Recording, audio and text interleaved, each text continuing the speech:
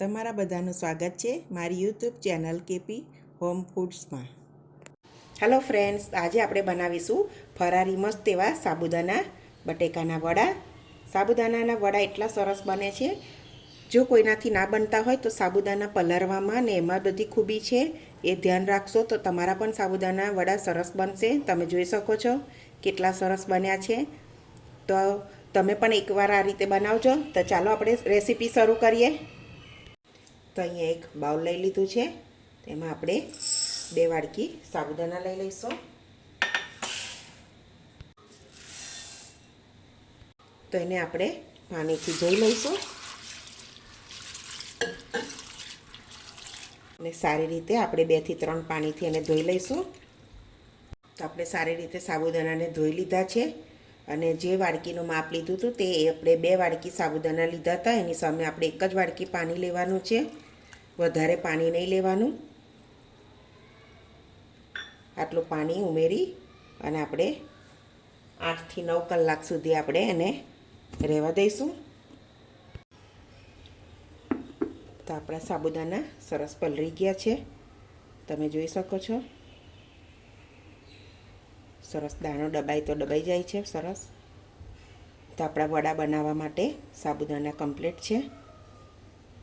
તો આપણે સાબુદાનાને એક બાઉલમાં લઈ લઈશું. તો અહીંયા આપણે એક પેન લઈ લઈશું ને 1 વાડકી સિંગદાણાને બરોબર શેકી લઈશું આપણે.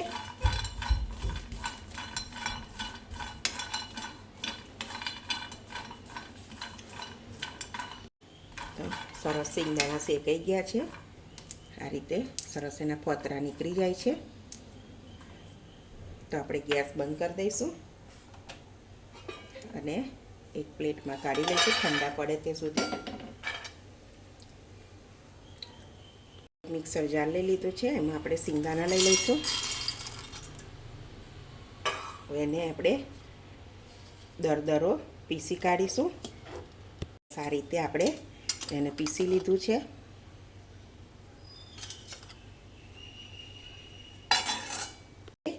આદુ ને મરચાં, 2-3 લીલા મરચાં અને 2 ટુકડા આદુના લીધા છે, એને આપણે પીસી લઈશું. તો આપણા આદુ મરચાં પણ સરસ પીલાઈ ગયા છે, સાઈડ પર લઈ લઈશું.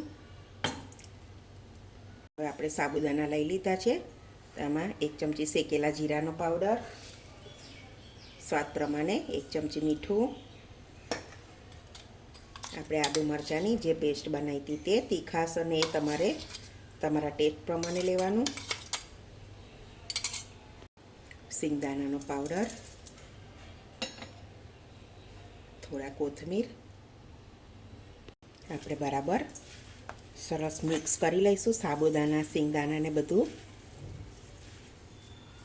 આ રીતે એને સરસ મસળી લેવાનું.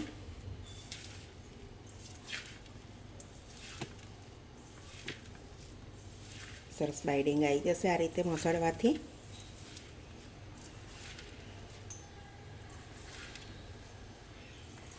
આપણા સાબુદાના સરસ પલળેલા હોવા જોઈએ તો સરસ વડા બનશે. તો તમે જોઈ શકો છો સરસ મિક્સ થઈ ગયું છે એકદમ.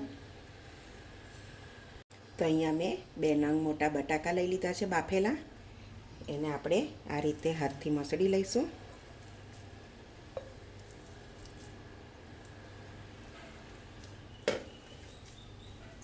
એ બધું આ રીતે મિક્સ કરી લેવાનું.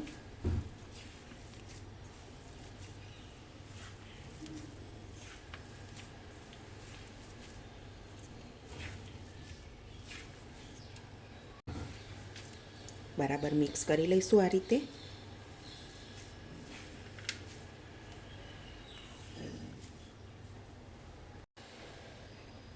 અડધી ચમચી મરી પાવડર ઉમેરી દઈશું.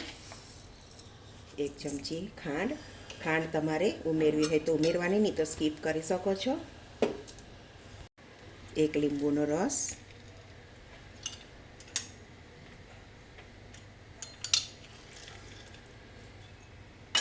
આપણે બરાબર મિક્સ કરી લઈશું એને.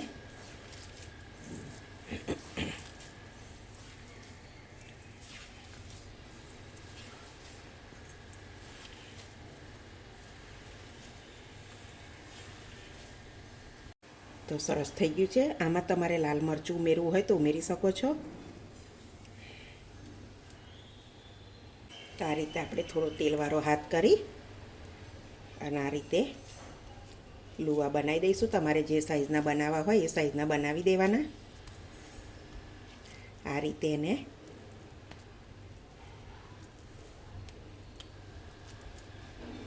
બનાવી લેવાના.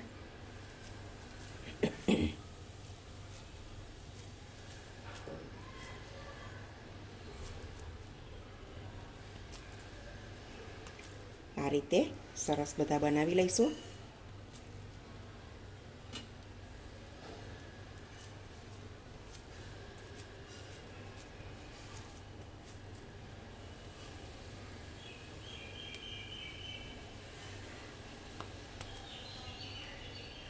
તો આ રીતે આપણે બધા વડા રેડી કરી લીધા છે. હવે આપણે ગેસ ઉપર એને તેલ મૂકી દીધું છે. તેલ ગરમ થવા રાખી લીધું છે. એને ગરમ થવા દઈશું. તો તેલ સરસ ગરમ થઈ જાય એટલે ગેસ મીડિયમ રાખવાનો, કે બહુ ધીમો રાખશો તો પણ વડામાં તેલ પી જશે. આ રીતે સરસ તેલ થવું જોઈએ.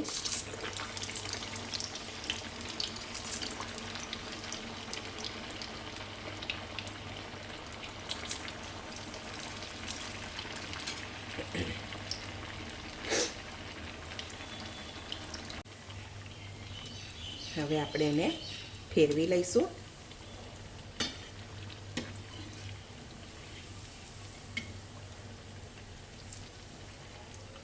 આ રીતે ધીમે રહીને એને ફેરવી લેવાના. થવા દઈશું એને બરાબર બ્રાઉન કલર થાય ત્યાં સુધી આપણે એને તળી લઈશું. બહુ ધીમા ગેસે તળીશું તો તેલ પી જશે, અને બહુ ફૂલ ગેસે તળીશું તો આપણા વડા બહારથી લાલ થઈ જશે એકદમ. એટલે આપણે ધ્યાનથી એને તળી લેવાના. તો તમે જોઈ શકો છો સરસ બ્રાઉન કલર થવા આવ્યો છે. હજુ આપણે એને એકાદ મિનિટ જેટલું થવા દઈશું.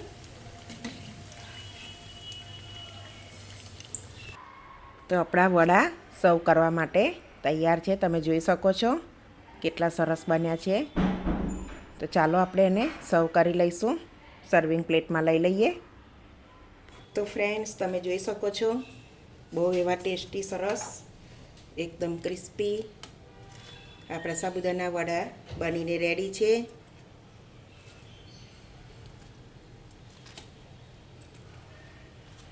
તમે પણ એકવાર ચોક્કસથી આ રીતે ટ્રાય કરજો, તો સરસ જ બનશે.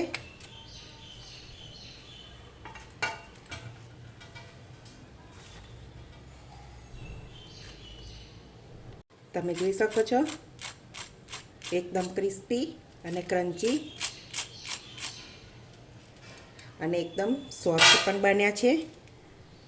તમને તોડીને પણ બતાવું, અંદર તેલ પણ નહીં, બહુ સરસ બને છે. તો તમે ચોક્કસથી આ રેસીપી ટ્રાય કરજો અને મને કોમેન્ટમાં કહેજો કેવા બન્યા છે. તો તમને મારી આજની આ રેસીપી ગમી હોય તો વિડીયોને લાઇક કરજો, મારી ચેનલને સબસ્ક્રાઈબ કરજો. તો હવે મળીશું એક નવી રેસીપીમાં. ત્યાં સુધી બધાને જય સ્વામિનારાયણ.